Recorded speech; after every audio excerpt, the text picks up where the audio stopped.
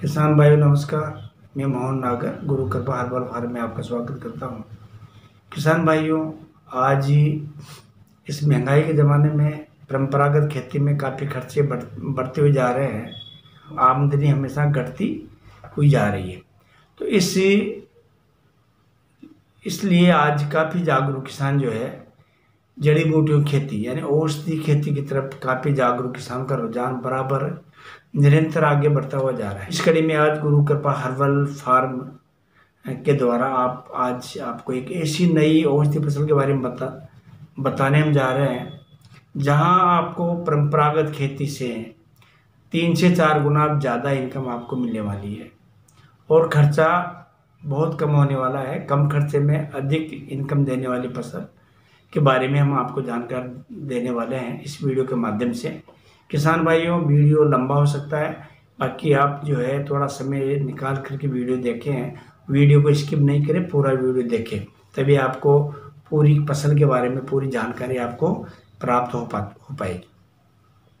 तो किसान भाइयों, ये फसल कौन सी है, इसमें कितनी लागत आती है, कितनी पैदावार होगी, कितना मुनाफा होगा, किसान को क्या इसके लाभ क्या हानि हो सकती है, तो ये संपूर्ण जानकारी के लिए मैं इस वीडियो में आपको बताने वाला हूँ।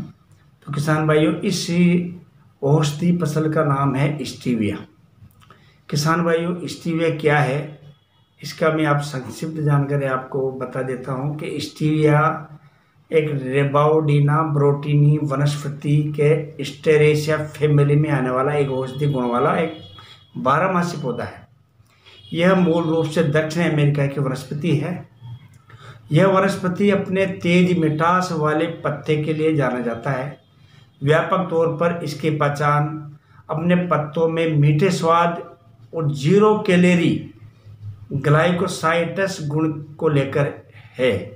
भारत में कई स्थानों पर इसे मीठी तुलसी के नाम से भी जाना जाता है।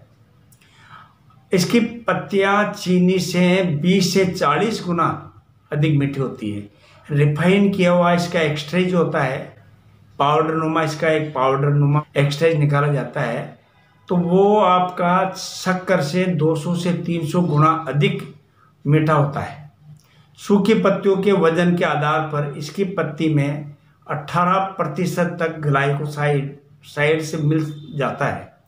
उसी के गुण के हिसाब से इसका उपयोग आज दिन प्रतिदिन बढ़ रहा है। 1971 में जापान में खाने में स्टीविया का इस्तेमाल करना चालू किया था।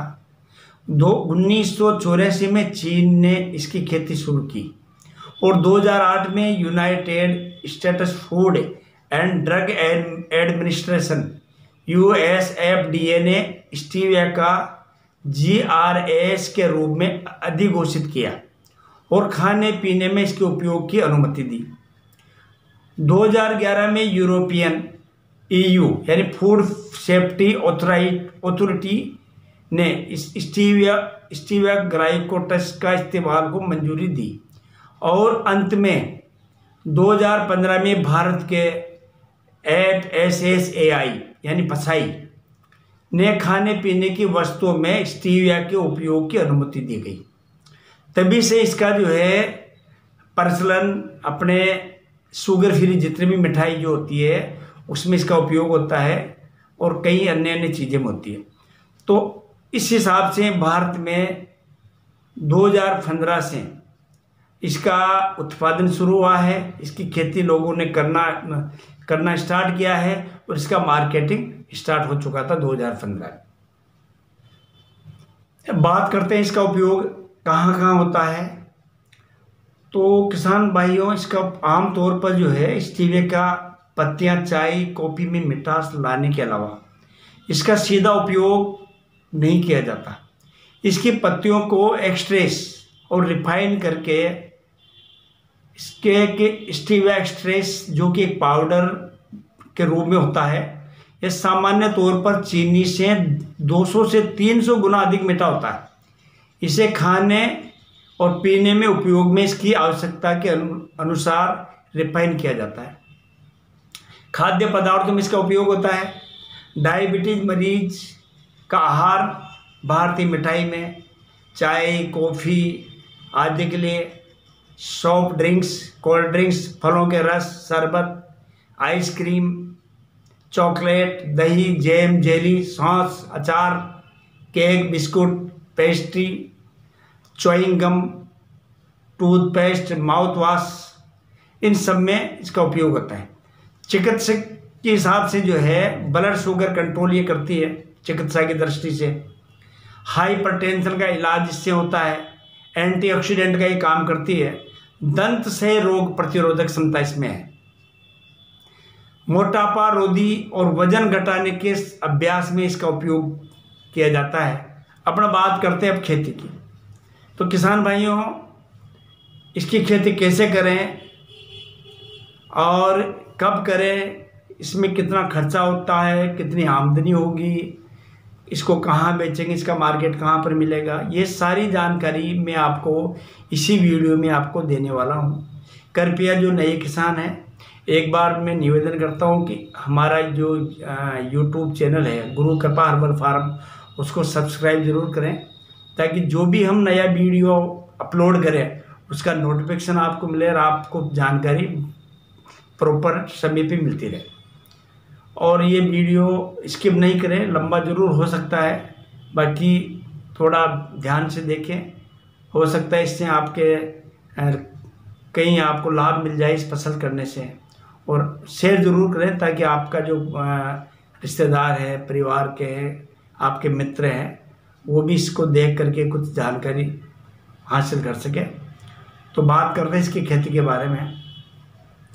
किसान भाइयों, परंपरागत खेती की तरह ही इसकी खेती लगभग होती है। इसके लिए अलग से कोई टेक्नोलॉजी या अलग से कोई अपन को सिस्टम एडॉप्ट करने की आवश्यकता नहीं है। मुख्यतः जिस खेत में पानी की पर्याप्त साधन हो, खेत के चारों तरफ वॉल फेंसिंग हो और अगर ड्रिप इरिगेशन सिस्टम लगा हो, ये कुछ आधारभूत सुविधाएं होना जरूरी है इसकी खेती के लिए। करना क्या है आपको, इसकी खेती कौन सी सीजन में करते हैं किसान भाइयों? इसकी खेती जो है मुख्यतः सर्दी में, जब ठंडी का समय हो तो उस समय अनुकूल होता है इसके लिए। आप जो है, अभी मैं आज दिसंबर में ही वीडियो बना रहा हूँ, ये इसलिए बना रहा हूँ कि आप लोगों का ध्यान इस खेती की तरफ जाए और इस सीज़न में आप अच्छी तरह से इसको लगा सकते हो। तो इसका दिसंबर और जनवरी और फरवरी, ये तीनों महीने सर्दी के सर्दी इसमें पड़ती है, क्योंकि इसका जर्मिनेशन जो है बिल्कुल ठंड में जर्मिनेशन इसका हो पाता है।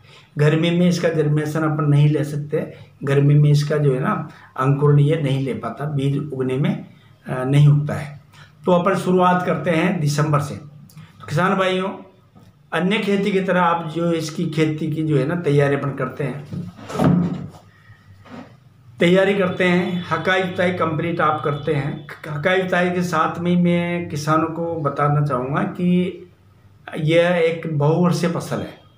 यह फसल आप 3 साल या 5 साल तक आप चला सकते हो, और 3, 4, 5 साल चलने के लिए हिसाब से आप इसमें भरपूर खाद इसमें डालना ठीक रहेगा स्टार्टिंग में, जिसको अपन बेसल डोज कहते हैं। तो इसका बेसल डोज जो है, आप अगर घर में गोबर की खाद पर्याप्त मात्रा में है तो आप अपने खेत में 1 एकड़ में 2 ट्रॉली, कम से कम 2 ट्रॉली गोबर की खाद अच्छी तरह से, 3 हो तो भी ठीक रहेगा, बाकी कम से कम 2 ट्रॉली तो आपका इसमें डालना जरूरी है। अगर गोबर की खाद उपलब्ध नहीं हो तो वर्मी कंपोस्ट आप यूज कर सकते हो। तो आपका जो है ना 5 टन वर्मी कंपोस्ट लेकर के उसके अंदर एक बार जो लास्ट की जो जुताई करते हैं, उस जुताई के पहले आपको खेत में डालना है, और फिर बिल्कुल अच्छी तरह से रोटावेटर से मिक्स जुताई करनी है। रोटावेटर से मिक्स खेत जुताई हो जाती है लास्ट की, और समतल खेत हो जाएगा बिल्कुल प्लेन। किसान भाइयों, इसको 2 तरीके से अपन लगा सकते हैं। पहला तरीका क्या है, जो किसान भाई जिनके पास में ड्रिप इरिगेशन नहीं है, बेड सिस्टम से नहीं कर सकते हैं, वो प्लेन खेत में इसकी खेती करना चाहते हैं, उनके लिए मैं बताता हूँ कि आप नॉर्मल खेत की जुताई हकाई करके उसमें आप जो है क्यारियाँ आप बना लें, क्यारियाँ काट लें। उसके अंदर क्यारियाँ काटने के बाद में जो है उसके अंदर आप जो है 1 एकड़ में 20 किलो बीज की आवश्यकता होती है। इसका बीज ये देख रहे हैं आप, ये पत्तियों पंखुड़ी जैसा होता है और ये बहुत हल्का होता है। 20 किलो काफ़ी बड़ा ढेर लग जाता है, बड़ा आकार हो जाता है। बाकी देखो मैं आपको बता देता हूँ क्लियरली, इसका बीज जो है ना, ये घास फूस जैसा बीज है। इसके पंखुड़ी यही है, इसके फूल यही बीज में उपयोग में होता है।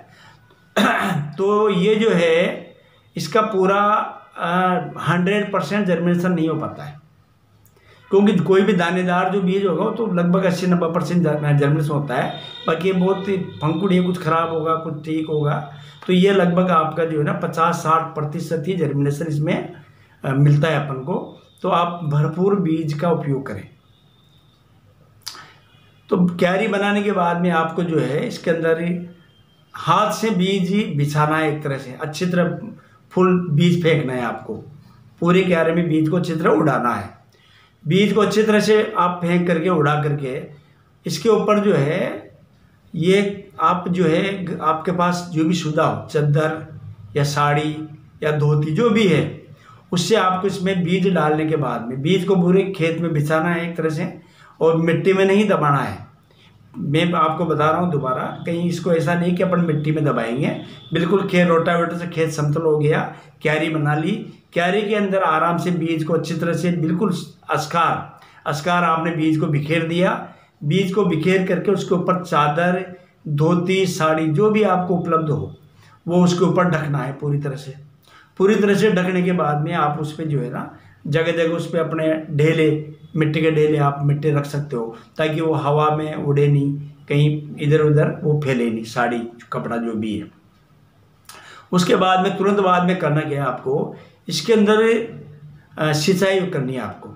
सिंचाई अगर हो सके जिसके पास अगर स्प्रिंकलर सिस्टम है तो फव्वारे से सिंचाई अच्छी रहती है, या फिर अगर मिनी स्प्रिंकलर तो बहुत अच्छा है, अगर मिनी फव्वारा है तो और अच्छा है। बाकी नहीं तो फव्वारे से आप सिंचाई करनी है, क्योंकि फव्वारे से प्रॉपर पानी पूरी तरह से अच्छा जाता है और पानी कहीं कटाव बहाव भी नहीं होता, ताकि बीज कहीं बह करके एक साइड में किनारे पे लगने का डर है, ऐसा नहीं है। कहीं कपड़ा कहीं से हटने का डर भी नहीं रहेगा, ठीक है। बाकी अगर फव्वारा भी नहीं है किसान भाइयों, ऐसा नहीं है कि भाई जिसके पास फव्वारा हो वही इसकी खेती करे।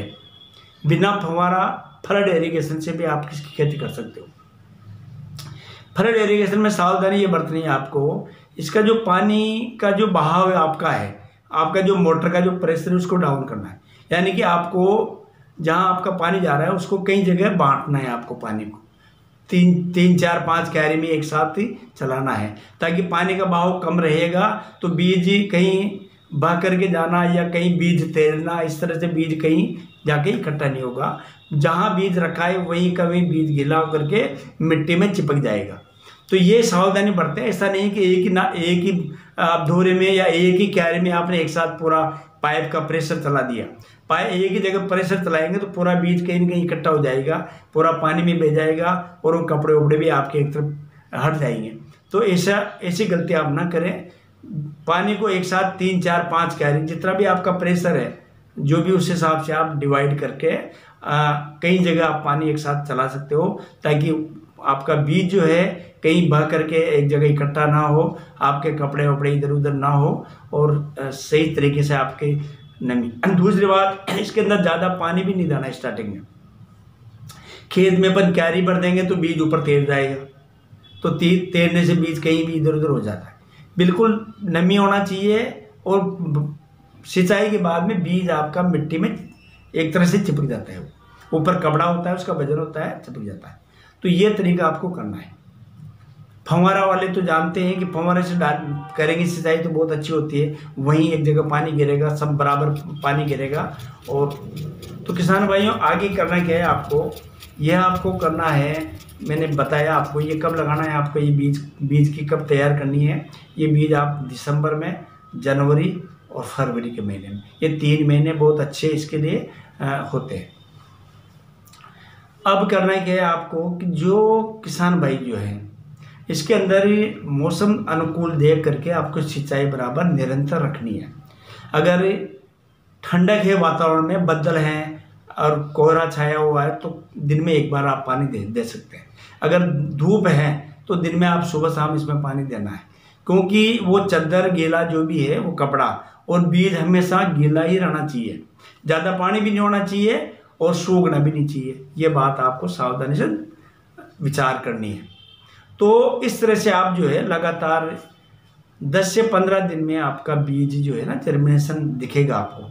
10 से 15 दिन में आप जो है वो अंकुरण आपको दिखेगा और उस समय आप अंकुरण आने के बाद में उस कपड़े को आप हटा सकते हैं।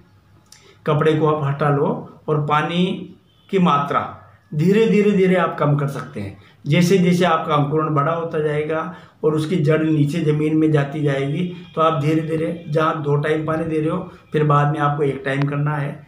फिर जैसे ही समय निकलता जाएगा, पौधा बड़ा होगा, फिर आप 2 दिन में 1 बार दे सकते हो, फिर 3 दिन में दे सकते हो। इसे आपको धीरे धीरे पानी की मात्रा आपको बाद में कम करनी है। यह रहा आपका जो है प्लेन खेत में। दूसरा मैं तरीका बता रहा हूँ आपको, इसको ड्रिप इरिगेशन में अपन बहुत अच्छे तरीके से कर सकते हैं। ड्रिप इरिगेशन में आप करेंगे तो पैदावार ज़्यादा होगी और सुविधा भी आपको अच्छी रहेगी, खरपतवार की दिक्कत भी नहीं आएगी। क्योंकि जिन किसान भाइयों के पास ड्रिप इरिगेशन का सिस्टम है, ड्रिप इरिगेशन इसके अंदर इनलाइन चाहिए, जो सब्जी में अपन काम में लेते हैं, जिसमें 1-1 फीट के अंदर ड्रॉपर लगे होते हैं, वो इनलाइन इसके अंदर। तो पहले क्या करना पड़ेगा आपको, बढ़िया जुताई करके बढ़िया खाद वाद डाल करके और आपको जो है ना बेड बनाने पड़ेंगे। बेड मुख्यतः 1-1 मीटर पे बेड बनते हैं और उनका बेड का जो साइज होता है अमूमन ऊपर से टॉप जो है ना 3 फीट का, नीचे से लगभग 3.5-4 फीट का होता है और उसका डीपली जो होता है उसका ऊंचाई वो आपका 5-6-7 इंच का, जैसा भी मिट्टी है उस हिसाब से हो जाता है। तो यहाँ आपको करना क्या है कि पहले तो आपने बेड बनाने हैं। बेड बनाने के बाद में उसमें ड्रिप लाइन फैलानी है। ड्रिप लाइन फैलाने के बाद ड्रिप लाइन ऐसी फैलानी चाहिए जिससे प्रॉपर आपका पानी पर्याप्त पूरे बेड में गीला कर सके। ऐसा अगर प्रेशर अच्छा है तो 1 लाइन भी आप काम चला सकते हो। अगर प्रेशर डाउन है तो आपको एक ही बेड में 2 लाइन भी आपको लगानी पड़ सकती है। यह आपको देखने वाला विषय है, इसको आप खुद अपने दिमाग से आप कर लीजिए। तो पानी प्रॉपर पूरे बेड में आना चाहिए। तो यहाँ आपको करना क्या है कि ये फसल जो है ना 5 साल के लिए है, ये प्रोजेक्ट अपन 5 साल के लिए तैयार कर रहे हैं। तो यहाँ आपको मल्चिंग जो लेनी है वो अच्छी वाली लेनी है, अच्छी क्वालिटी में। तो अच्छी आप 30 माइक्रोन में अच्छी क्वालिटी की मल्चिंग होती है, उसको आप उस पर लगाना है। आपको मल्चिंग लगा दिया आपने, अब उसमें आपको होल काटने हैं। तो एक जो है उसके अंदर आपको 6 इंच के अंदर 5-6 इंच पे आपको होल बनाने हैं। तो आपने जैसे ही वो बेड वेड तैयार कर लिया और बेड में फिर आपको पानी चला देना है। पानी चलाने के बाद में जब बेड पूरा गीला हो जाए तो वहाँ जो आपने पहले क्यारी के अंदर नर्सरी बनाई है या जो क्यारी के अंदर जो आपने स्टीवा लगाया है, वह स्टीवा आपका जो है 80 से 90 दिन में लगभग वो एक प्लांट बन जाता है, वो पौध बन जाती है। उस पौध को वहाँ से निकाल के आपको लगाना है। एक बात और बता दो किसान भाइयों कि अगर आप जो है लगाने से पहले उस पौध को एक बार उसकी हार्वेस्टिंग कर ले तो ठीक रहेगा। हार्वेस्टिंग करने से क्या होता है कि एक तो आपको उत्पाद मिल गया, पत्तियाँ मिल गई आपको। दूसरा, इसके अंदर जो लगाएंगे ना तो वो पत्ता ऊपर का कुछ काम का नहीं है, क्योंकि इसका जर्मिनेशन नीचे से शुरू होता है। तो वापस उसका जो ऊपर का जो है ना तना केवल आपको मुश्किल से जो है ना 2 इंच 1.5-2 इंच का तना आपको रखना है, बस 1.5-2 इंच का। बाकी ऊपर से आपको काटना है। काट करके आप जो है उसका सुखा करके पत्तियाँ यूज ले सकते हो, बेच सकते हो। और वहाँ से प्लांट निकाल करके वो जो होल बनाए हैं उसके अंदर आप उसको, जैसे अपन मिर्ची, बैंगन, टमाटर वगैरह जो लगाते हैं, इस तरह से आपको उसमें प्रत्येक होल में 1-1 पौधा लगाना है आपको। तो ये इस तरह से आप ड्रिप सिस्टम में आप कर सकते हो। अब बात करते हैं आगे। इसके अंदर जो है जो आपने लगाया है वो लगभग 3 महीने में 90 से 100 दिन में वो हार्वेस्टिंग जैसा हो जाएगा। ये भी अपने मेन्योर पे और अपनी जमीन पर डिपेंड करता है कि कितना जल्दी अपना पौधा ग्रोथ करता है। तो ये 90-100 दिन में आप जो है उसके हार्वेस्टिंग आप कर सकते हैं। हार्वेस्टिंग करके उसको आराम से जो है ना सुखाना करना, ये व्यवस्था आप देखना। उसको सुखाने से पहले ध्यान रखें, एक बार और ध्यान रखना है, कटाई से पहले, हार्वेस्टिंग करने से पहले आप अपने मोबाइल पे वो देख सकते हो आप कि बारिश का कहीं मौसम तो नहीं है ना, ठीक है। बारिश का अगर मौसम है तो आप कटाई नहीं करें, क्योंकि उस सुखाने में दिक्कत आती है। तो वो ये सब देख करके आप जो है मौसम देख करके आप उसको कटाई करें और फिर सुखाओ। गर्मी में आपका 2 या 3 दिन में पूरा सूख जाता है, खुले उसमें सुखाए, कोई दिक्कत नहीं है। और सर्दी में आपका 5-6 दिन लग सकता है, जैसे सूर्य की मेहरबानी के हिसाब से है। तो ये सब चीज़ें आप इस तरह सुखा करके बोरी में भर के भेज। तो ये फसल आपका जो है ना रेगुलर 5 साल तक कंटिन्यू चलने वाला है। तो किसान भाइयों, खुले खेत में थोड़ी दिक्कत ये आती है कि खरपतवार की समस्या सभी फसलों में होती है, तो वो इसमें भी होती है। और मैं आपको बताता हूँ कि यह एक औषधि फसल है, और हमको इस औषधि फसल को एक अच्छी गुणवत्ता बनाए रखने के लिए इसके अंदर किसी तरह का जो है अपन को पेस्टिसाइड, खरपतवार के लिए कोई भी केमिकल का उपयोग नहीं करना है। जो भी आपको खरपतवार नियंत्रण करना है वो आपको हाथ से मैन्युअली आपको करना है। आप निंदाई कर सकते हो और हाथ से आप निकाल सकते हो। तो ये काम कब होता है कि जब अपन कटाई करते हैं, कटाई करने के तुरंत बाद में हो उसका खरपतवार जितना भी हो, कम हो ज़्यादा हो, उसको एक बार आप अच्छी तरह से सफाई करवा लें। अगर आप उसकी निंदाई करवाते हैं तो और अच्छा रहेगा। निंदाई करवाने से अपनी ज़मीन जो है ना नरम हो जाती है, अंदर पानी ग्रहण करने की क्षमता उसके अंदर बढ़ती है, तो वहाँ आपका पौधा जो है ना और अच्छा रहेगा, पौधा में गुणवत्ता बढ़ेगी आपकी। तो निंदाई करवा लेते हैं, बहुत अच्छा है। ये मेन समस्या जो है ना यही आती है किसान राज में खरपतवार की। तो यहाँ आपको हर कटाई पे हर 3-3 महीने में आपकी हार्वेस्टिंग होती है। साल भर में आपका 4 या 5 बार हार्वेस्टिंग हो जाता है। केवल हार्वेस्टिंग जो है ना आपका बारिश में आपको हार्वेस्टिंग नहीं करनी है, क्योंकि बारिश में मौसम ख़राब रहता है, कभी भी बारिश हो जाती है, तो उसमें कटाई में सुखाई में काफ़ी दिक्कत होती है। बारिश के महीने में करना क्या है आपको किसान भाइयों, बारिश में बिल्कुल बढ़ने दो, और बारिश के अंदर उसके अंदर जो है ना फूल चालू जाएंगे। तो फूल आने के बाद में उसके अंदर बीज हो जाएंगे, उसके फूल ही बीज के काम में आते हैं। तो वो फूल आपका उनका जो है ना बाद में जब बारिश ख़त्म हो जाए, फूल को ऊपर से जहाँ से फूल का गुच्छा है वहाँ से आपको उसकी कटिंग करनी है। कटिंग करके वो फूल आपको कलेक्ट करने हैं। फूल भी आपके एक इनकम है। बाज़ार में फूल जो है इसके बीज के रूप में काम आते हैं और ये काफ़ी महंगे बिकते हैं। तो इस तरह से आप जो है रेगुलर आप ये 4-5 साल फसल लेते हो। अगले साल आपका खर्चा बिल्कुल बहुत कम हो गया, क्योंकि न तो आपके जुताई इकाई का खर्चा ख़त्म हो गया, आपका खेत में बीज का खर्चा खत्म हो गया, केवल आपका खर्चा बचा उसको कटाई करना, हार्वेस्ट करना, सुखाना, बाजार में बेचना, ये इतना ही खर्चा है। और समय समय पर उसकी खरपतवार निकालना या जो भी आवश्यकता अनुसार उसमें मेनूर खाद वगैरह का उपयोग जो आप करना, यही खर्चा आपका रहता है अगले साल। तो बाद में कोई खर्चा नहीं है, बहुत कम खर्चा है। तो पहले साल में खर्चा आपका क्या हो गया, पहले साल में आपका जो है ना 1 बीघे में मैंने बताया 20 किलो बीज की आवश्यकता पड़ेगी।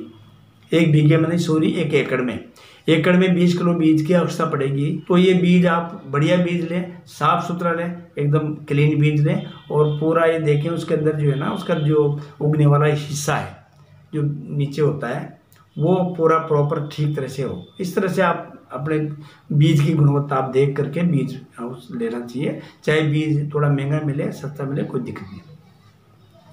तो खर्चा यहाँ बीज का है।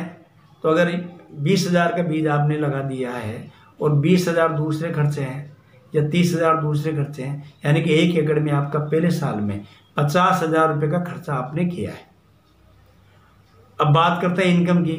पहले साल जो है ना आपका इनकम थोड़ा कम रहेगा, क्योंकि पहले साल पौधा आपका सिंगल पौधा रहेगा, उसके अंदर थोड़ा ग्रोथ कम होता है। जैसे जैसे फसल हार्वेस्टिंग होती जाएगी उसका जो है ना गुच्छा और बढ़ता जाएगा, उसके टहनी की संख्या बढ़ेगी, पत्तों की संख्या बढ़ेगी, पत्तों में थोड़ा ग्लाइकोसाइडिन की मात्रा बढ़ेगी। तो ये बाद में फिर आपका इनकम ज़्यादा होगी। तो पहले मैं लगभग अमूमन जो है ना 1 साल में 1 एकड़ में औसत 20 क्विंटल सूखी पत्तियाँ आपको प्राप्त होती है। ज़्यादा कम हो सकती है खेत के हिसाब से, अपनी मेहनत के हिसाब से। बाकी औसत जो किसानों ने अब तक किया है वो 20 क्विंटल का एवरेज लगभग 1 एकड़ में साल भर में आता है। तो 1 एकड़ से आपको क्या इनकम यहाँ मिल रही है किसान भाइयों, इसका बाजार भाव जो है आपकी क्वालिटी के ऊपर डिपेंड करता है। अगर 100 रुपये से 200 रुपये किलो इसका बाजार मूल्य आपको मिल सकता है। आज की बात करता हूँ मैं, अभी 130, 140, 150 रुपये किलो तक थोक बाजार का अभी भाव चल रहा है दिसंबर में। कभी कम ज़्यादा भी हो सकता है। बाकी जैसे आपने ग्रीन अच्छा है, पत्तियाँ अच्छी है, चौड़ी पत्तियाँ ठीक ठाक है, तो वो आपका 200 रुपये 250 रुपये किलो भी बाज़ार में बिकती है। ये आपके बेचने का तरीका है और आपका क्वालिटी के ऊपर डिपेंड करता है। तो अगर अपन औसत जो है 100 रुपये किलो का भी बाजार अपन देखते हैं तो 20 क्विंटल का आपको 2 लाख रुपये सीधे सीधे पत्तियों से आपको इनकम मिल रही है। तो 20,000 रुपये की इनकम आपको पत्तियों से मिल गई। बाकी जो बीज आप तैयार किया है तो 1 एकड़ में अमूमन लगभग आपका जो है ना 70-80 किलो से लेके 1 क्विंटल तक बीज भी आपको मिल जाता है एक बार में। तो वो बीज की भी कीमत आप मानते हो तो उसका भी औसत आपको 50,000 रुपये लगभग इनकम आपको प्राप्त होती है। तो यहाँ टोटल इनकम की बात करते हैं अपन, तो वो आपको 2.5 लाख रुपये, 2,50,000 की इनकम, 2 लाख रुपये तो आपके पत्तियों से इनकम होती है, 50,000 आपके बीज से मिलता है, तो 2.5 लाख रुपये की इनकम आपको प्राप्त हो रही है।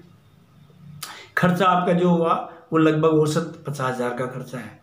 तो किसान भाइयों 1 एकड़ से 1 साल में आपकी इनकम 2 लाख रुपये आपको मिल रहा है। तो 2 लाख रुपये आज परंपरागत खेती अपन जो भी करते हैं, गेहूँ, गन्ना, चावल, सरसों, जो भी आप करते हो उनमें तो शायद इतनी इनकम अपन को मिली नहीं होगी। बाकी यहाँ आप जो करते हो तो 2 लाख रुपये लगभग आपकी इनकम यहाँ प्राप्त होती है।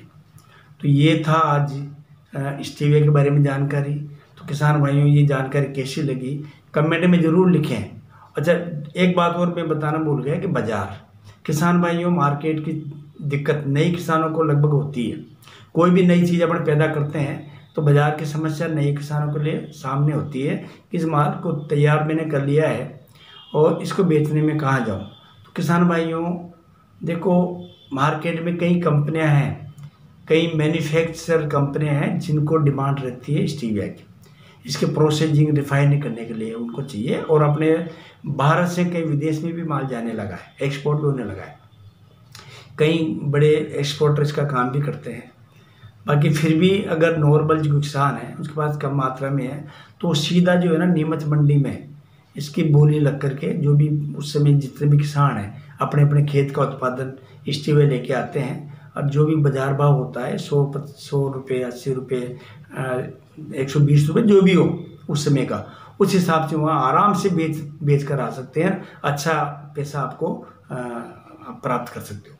दूसरा जो है किसान भाइयों मैं आपको बता देना चाहता हूँ कि हमने जो है गुरु कृपा हर्बल एग्रो हमारी फर्म है और हम जो है किसानों की मदद के हिसाब से जो भी औषधि उत्पाद जो किसान करते हैं उनकी बेचने में हम मदद करते हैं। तो हम जो है जो भी किसान भाई स्टीविया आप करते हो उस स्टीविया करने के बाद में हम आपका माल को खरीदने की पूरी गारंटी देते हैं। हम आपके जो भी पैदा किया आपने जितना भी माल पैदा किया उसको खरीदने की गारंटी हम देते हैं आपको। हमारी फर्म गुरु कृपा हर्बल एग्रो आपका जो उत्पाद है उसको खरीद लेगी। बाकी मार्केट जो भी होगा उस समय का उस हिसाब से आपको खरीद लेगी। तो आपको हमसे भी अगर कोई हमारे लोकल एरिया के जो किसान हैं जो करना चाहते हैं वो बेचने के लिए हमसे संपर्क कर सकते हैं। तो हमारा नंबर मैं आपको डिस्क्रिप्शन देता हूँ, बता भी देता हूँ। हमारा नंबर है 8058440451 गुरु कृपा हर्बल एग्रो। यहाँ आप संपर्क करके और आप जो है अपने बेचने में जो भी दिक्कत आ रही है यहाँ समाधान उसका अवश्य मिलेगा और आपको मार्केट उपलब्ध करवानी हमारा ध्येय रहता है कि किसान जो पैदा किया उसको प्रॉपर तरीके से पूरा पैसा उसको मिले। तो किसान भाइयों ये वीडियो कैसा लगा और इस वीडियो में कोई भी मेरा कोई पॉइंट छूटा है तो आप कमेंट में ज़रूर लिखें। हो सकता है मैं बताने में कोई बात भूल गया हूँ तो आप कमेंट में लिखें किसके बारे में और ध्यान करते। तो किसान भाइयों ये वीडियो कैसा लगा आप कमेंट में ज़रूर लिखें। कमेंट में लिखने से हमारी मेहनत का हमें प्रतिफल मिलता है कि लोग हमारे वीडियो को लाइक करते हैं, देखते हैं, और हमें हौसला बनता है आगे नई चीज़ बताने के लिए, आपकी हमारी हिम्मत बढ़ती है। तो आप जो है ना लाइक ज़रूर करें और कमेंट में लिखें जो भी आपका विचार है। और जो नए किसान हैं जो पहली बार वीडियो देख रहे हैं हमारा, वो सब्सक्राइब ज़रूर कर लें हमारे चैनल को, ताकि हम जो भी जानकारी देंगे वो जानकारी आपको, उसका मैसेज आपको मिले और वहाँ से आप नई जानकारी प्राप्त कर सकें। शेयर शेयर करना नहीं भूलें, क्योंकि शेयर करने से क्या होगा, आपका ज़्यादा समय नहीं लगेगा, मुश्किल से 2-5 सेकंड आपका लगेगा। बाकी आपके शेयर करने से कौन से किसान के मन में क्या जिज्ञासा है, कौन सा किसान इस खेती करके ज़्यादा इनकम लेना चाहता है, कौन से किसान के को ये बेनिफिट दे सकती है आपका वीडियो, तो ज़रूर शेयर करें ताकि अधिक से अधिक किसान भाइयों को पूरी जानकारी मिले और अच्छी तरीके से खेती करें और अपने घर में अच्छी इनकम प्राप्त करें। परंपरागत खेती से दुगना 4 गुना लाभ आपको मिलता रहे। नमस्कार, अब मिलते हैं अगले वीडियो में। जय हिंद।